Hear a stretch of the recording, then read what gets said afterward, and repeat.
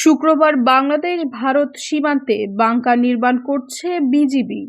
এই প্রতিবেদন প্রকাশের পর থেকে ভারত বাংলাদেশে বিষয়টি নিয়ে চলছে ব্যাপক আলোচনা।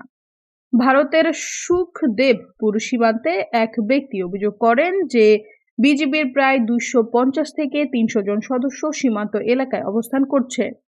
একই সঙ্গে বাংলাদেশের দিক থেকে প্রায় 2 থেকে 3 হাজার মানুষের ভিড় লক্ষ্য করা যায়। বিজিবি সেখানে নতুন বাংকার স্থাপন করেছে এবং সেগুলো থেকে বন্দুক তাক করা হয়েছে বলে দাবি করা হয়। ব্রিটিশ গণমাধ্যম বিবিসি 9 জানুয়ারি একটি প্রতিবেদন প্রকাশ করে। সেখানে ভারতের উত্তর 24 পরগনায় বিএসএফ এর নতুন ব্যবস্থা গ্রহণের কথা উল্লেখ করা হয়। সীমান্ত এলাকায় বাংকার নির্মাণ নিয়ে ভারতীয় গণমাধ্যমের দাবির সত্যতা এখনও নিশ্চিত হয়নি। বাংলাদেশের কোনো সরকারি সংস্থাও এই বিষয়ে আনুষ্ঠানিক বিবৃতি দেয়নি। তবে সীমান্ত এলাকায় উত্তেজনার কারণে বিএসএফ এবং বিজিবির মধ্যে আরও সমন্বিত উদ্যোগ গ্রহণের প্রয়োজনীয়তা অনুভব করেছেন বিশ্লেষকরা।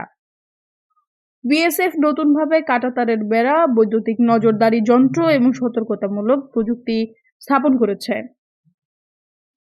এই ব্যবস্থা সীমান্তে অবৈধ পারাপার এবং চোরাচালান রোধের জন্য বলে জানিয়েছে ভারতীয় কর্তৃপক্ষ।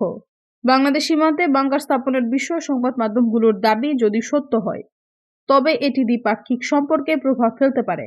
বিশেষজ্ঞদের মতে এই ধরনের তথ্য যাচাই এবং যথাযথ কূটনৈতিক আলোচনা জরুরি। সৈয়দা ফারিয়া, সমযোগ।